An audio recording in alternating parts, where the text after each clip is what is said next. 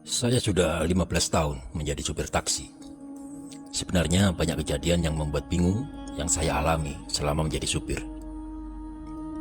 Kejadian itu kadang juga sangat menakutkan. Inilah sedikit kisah saya. Malam itu, jam 12, saya mendapat informasi dari kantor ada permintaan penumpang dari toko serba ada yang dekat posisi saya. Ini permintaan wajar dan sering saya iakan. Awalnya tampak tidak berbahaya, tetapi saya sendiri merasakan perasaan aneh ini dalam diriku. Tengah malam lewat 5 menit, saya sampai. Toko serba ada itu telah tutup. Semua lampu mati. Tempat parkir kosong dan tidak ada satu mobil pun. Saya mengemudi sangat lambat, jadi saya bisa melihat calon penumpang saya dengan baik. Di tempat parkir saat saya mendekat, saya melihat seorang mondar-mandir di luar toko memakai hoodie lusuh. Gerakannya gelisah sekali, seperti dia tidak bisa diam dan dia terus melirik ke belakang dari balik bahunya. Saya kira dia seperti khawatir seseorang mengejarnya. Dia pasti telah melakukan sesuatu.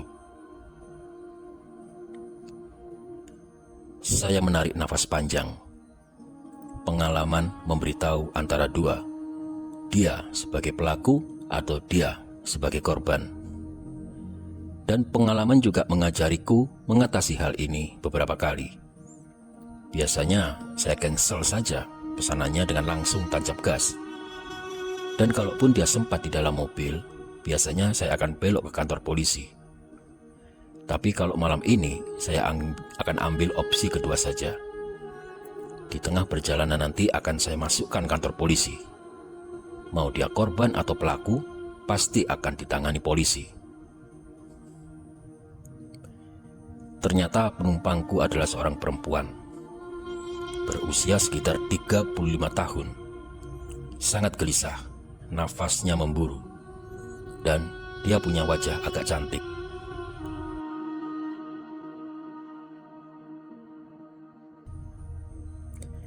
Apapun alasannya, aku membuka kunci mobil dan dia meluncur ke kursi belakang tanpa kata.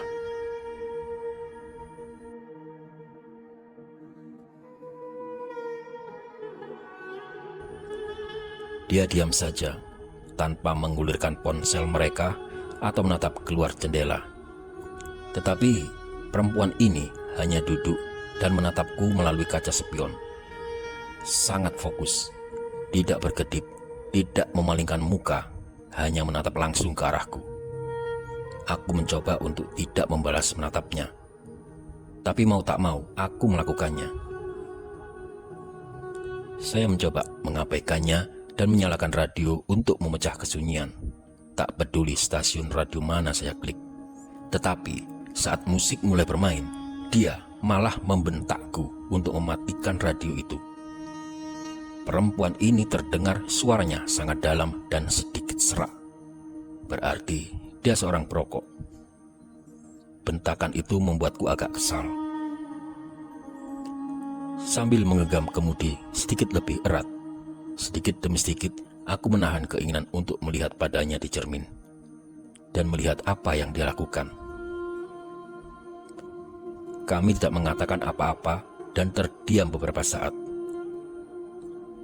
Saya kira mungkin perempuan penumpang saya ini akan duduk saja dengan tenang sampai kita tiba di pemberhentiannya.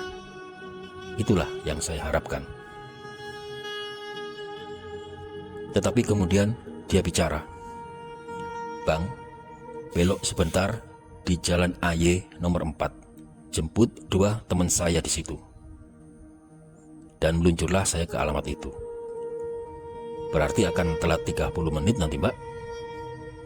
"Ya, nggak apa-apa. Argo jalan kan? Nanti saya bayar 2 kali lipat." Jalan bertambah sepi. Hanya jalan sekitar pasar saja yang padat karena turun barang. Sampai di lokasi, depan rumah yang besar dan mewah, perempuan itu berkata, "Buka bagasi, Bang." "Buat angkut apa, Mbak?" "Sudah, buka saja." Saya buka bagasi. dan tak lama dari arah gerbang, dua orang pria keluar setengah berlari membawa gulungan karpet dan melempar ke dalam bagasi dan masuk mobil. Pria kekar duduk sebelah saya. Yang pria langsing duduk di belakang bersama perempuan itu. Dan kami pun meluncur. "Bagaimana? Beres?" tanya perempuan itu. "Kalian apakan dia?" Tidak ada yang menjawab. Si kekar menoleh melihat perempuan itu. Saya kira dagunya mengisyaratkan keberadaan saya. Saya hanya diam. Keringat dingin mengalir. "Tenang aja. Dia hanya supir. Hanya supir taksi. Gak bakal ikut campur. Ya kan, Bang?" Suara perempuan itu. "Hei Bang, denger gak?" Iya. Gak ikut campur saya, iya." Saking tegangnya saya tak dengar omongan perempuan itu. Saya coba fokus ke depan saja, sambil mencoba meraba apa yang telah terjadi. Si kekar terus menatap tajam ke arahku. Sempat saya lirik badannya penuh tato. Dia memakai kaos ketat warna hitam.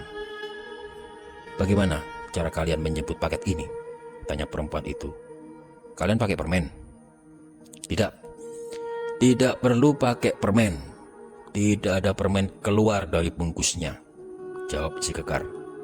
"Cukup pakai tusuk sate ini," sambungnya sambil melempar belati komando ke dashboard mobil. Matanya masih tetap ke arah saya. "Cukup 3 tusuk, mampus dia," kata si langsing sambil tertawa. Kelihatannya saya sudah tahu arah pembicaraan ini. Saya coba lihat spion belakang. Sialnya, mata saya tabrakan dengan mata si langsing. "Apa lihat-lihat?" "Saya cuma lihat belakang, Pak." "Kamu mau coba ini, Bang?" kata perempuan itu sambil menempelkan besi ke leherku. Tajam dan dingin. "Enggak, Mbak, maaf, enggak." Kambing, batinku. Siapa orang-orang ini? Cungkring, kau mau menemani yang digulung karpet di bagasi, ha?" bentak si kekar sambil menjambak rambutku. "Ampun Bang, ampun. Sudah, dia lagi nyetir. Kalau ada apa-apa bisa celaka kita," kata si langsing. Si kekar melepas jabakannya. "Terima kasih Bang." "Diam kambing." Aduh, karma apa ini? Saya benar-benar ketakutan. Ini baru saya alami. Gemetar tubuh saya. Sekarang posisi mobil hampir di luar kota. Sampai pertigaan perempuan itu meminta belok kiri. "Itu arah hutan, Mbak. Apa tidak salah ke situ?" "Sudah, diam. Turut saja, kami yang bayar, paham?" Si kekar membentak. Baiklah, saya ikuti kemauan mereka. Suasana hening sampai 1 kilometer masuk hutan. Tidak ada kendaraan pada jam segini. Jam 1.30 dini hari. "Sekarang Mama bebas dari si tua bangka itu, Ma," kata si langsing buka suara. "Iya, kau memang perencana luar biasa," jawab perempuan itu. "Dan untuk klaim asuransi akan segera diurus." Oh, mereka ibu dan anak yang sekongkol. Jantungku semakin berdegup kencang. Sementara si kekar memandang ke depan seperti mencari sesuatu. Sebentar. Perempuan itu usianya kira-kira 35 tahun. Sementara si langsing kira-kira 30 tahun. Dan mereka ibu dan anak. Waktu terasa lama berlalu. Dan penumpang ini tidak juga minta berhenti. Kabut mulai turun dan jarak pandang tak sampai 100 meter. Aku lihat spion belakang. Dan hanya kegelapan tertinggal di belakang. "Jadi kapan kita menikah, Ma?" "Apa? Menikah? Kau mau menikahi bekas ibu tirimu?" tanya perempuan itu sambil tertawa, yang juga disambut tertawa oleh si langsing. Kami masuk lebih jauh ke dalam hutan. Jalan aspal sudah jauh kami tinggalkan. Samar-samar di kejauhan tampak siluet waduk zaman Belanda. Dan si kekar minta berhenti di waduk itu. Kemudian dia dan si langsing turun, membuka pintu bagasi, menggotong gulungan karpet itu. 20 menit kemudian mereka masuk mobil. Perempuan itu meminta putar balik ke kota. Sepanjang jalan kami banyak diam. Hanya sedikit bisik-bisik perempuan itu dengan anaknya. Mereka bertiga turun di depan toko serba ada tempat aku menjemput tadi. Perempuan itu melemparkan bungkusan ke pahaku. Ini 5 juta, bawa pergi dan tutup mulut.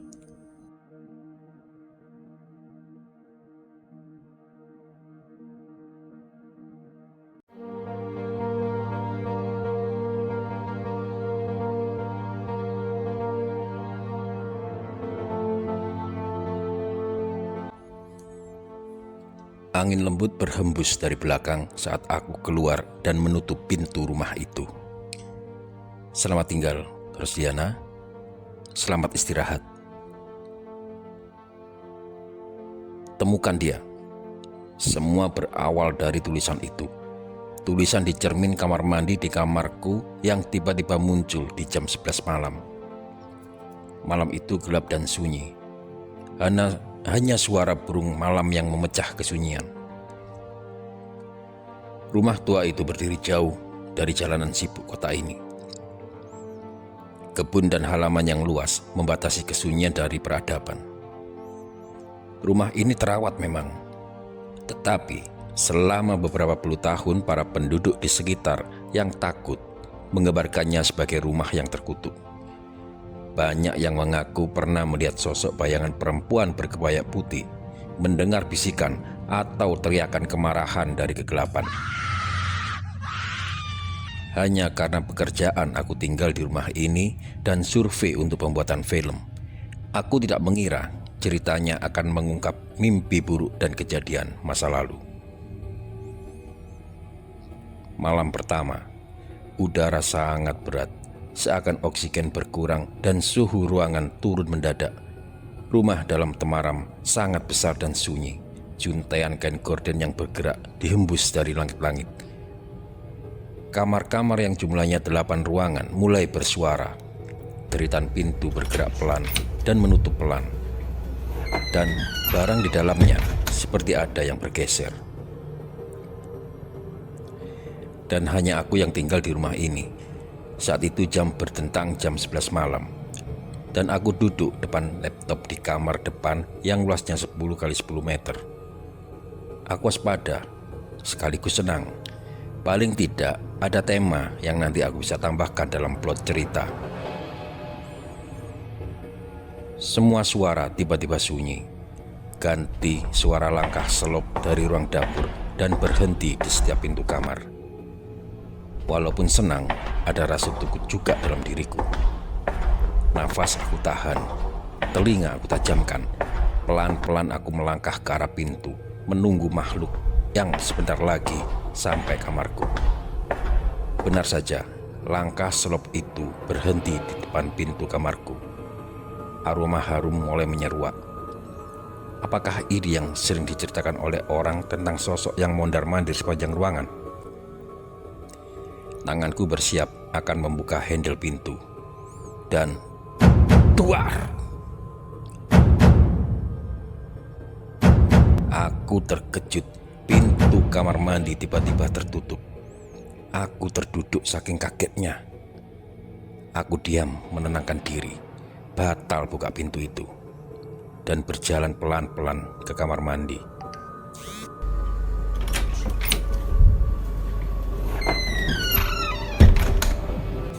Pintu kamar mandi aku buka, dan di cermin itu ada tulisan merah. Temukan dia.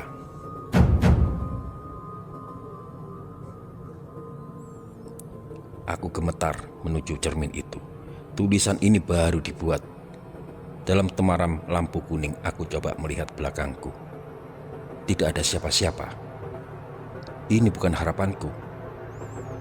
Siapa yang harus aku temukan?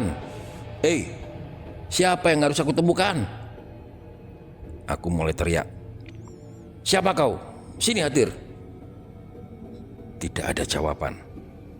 Ayo sini. Tanpa pikir panjang aku siram tulisan jahanam ini. Tulisan itu hilang. Kau pikir aku takut, hah?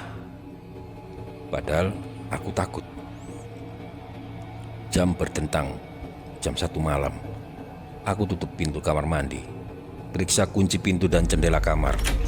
Tapi aku tidak bisa tidur, seakan ada mata yang mengawasiku dari pintu kamar mandi.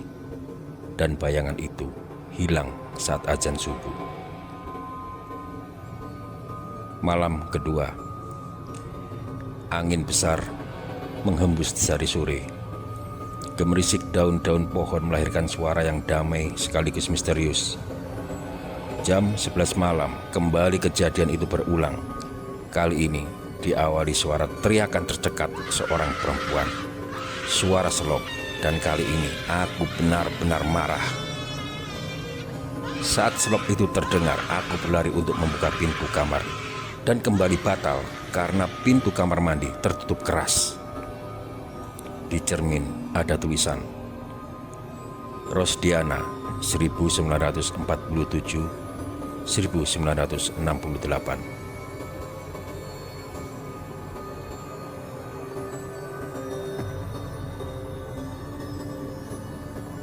Jadi, namamu Rosdiana. Apa yang diharapkan dari aku? Teriakku. Kau mau apa? Diam. Tidak ada suara. Hanya gema suaraku saja yang terdengar. Aku benar-benar jengkel. Aku siram lagi tulisan itu dan baru subuh aku bisa tidur. Malam ketiga. Ini tidak bisa ditolerir lagi. Semua harus jelas malam ini. Pintu kamar mandi aku tutup dan pintu kamar sengaja tak dikunci. Jam 11 malam datang. Suara selop datang. Dan saat sampai depan kamarku, pintu segera aku buka. Dan yang terlihat adalah tidak ada siapa-siapa. Kanan, kiri, depan tidak ada siapa-siapa. Pintu dapur juga masih tertutup. Aku coba memastikan lagi. Memang tidak ada siapa-siapa. Aku kembali masuk kamar dan mengunci pintu. Tapi aroma wangi tiba-tiba menyeruak seluruh kamar. Aku jadi waspada, berarti dia ada di sini, di kamarku. Tanganku mengempal. Rasa takut menjadi rasa marah. Ya, kamar mandi. Aku menuju kamar mandi. Dan benar saja, ada tulisan baru di balik cermin. Itu saja. Cermin. Apa ini? Teriakku sambil kebak air untuk menyiram tulisan itu. Saat bersiap menyiram, tiba-tiba aku terpaku. Di cermin itu muncul figur seorang perempuan muda Indo-Belanda bersanggul dengan kebaya serba putih. Wajahnya pucat, cantik, tapi matanya menunjukkan kesedihan.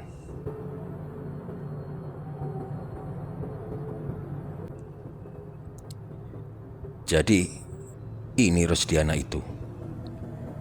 Wajahnya yang pucat berusaha tersenyum tipis, atau lebih tepatnya menyeringai.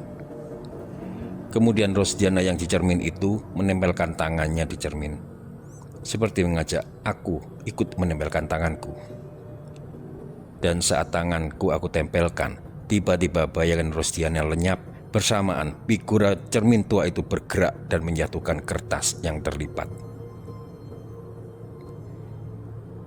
Kertas itu berwarna kuning, terlipat kecil. Mungkin kalau sekarang ukurannya separuh A4.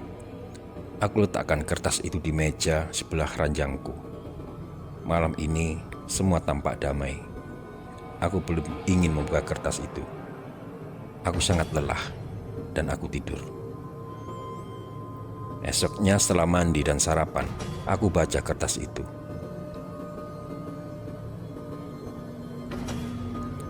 22 Mei 1968 malam, aku sudah ada di sini.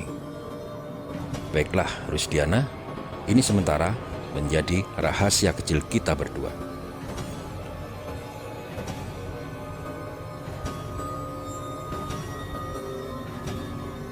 Dari tukang kebun dan penjaga villa, hadirlah cerita itu.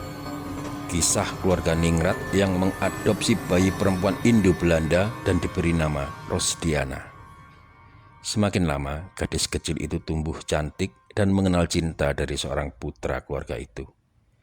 Tapi restu tak diberikan dan putra keluarga itu dikirim sekolah keluar kota dan Rusdiana menghilang. Saat itu aku bertanya-tanya, kemana Rusdiana pergi? Penjaga itu hanya bilang, sehari setelah Rusdiana menghilang, juraganya membeli cermin yang lebar dan besar. Aku sudah di depan cermin itu. Tulisan kemarin masih terlihat samar. Aku ambil nafas panjang. Aku geser pikoran cermin itu pelan-pelan. Di baliknya, tanpa jelas tekstur tembok lain di sebelahnya. Pelan-pelan aku korek tembok itu dengan alat apapun sampai berbentuk lubang. Tanganku mencoba merogoh tembok yang sudah rapuh itu. Hingga akhirnya tanganku menyentuh sesuatu. Dan itu adalah Rusdiana.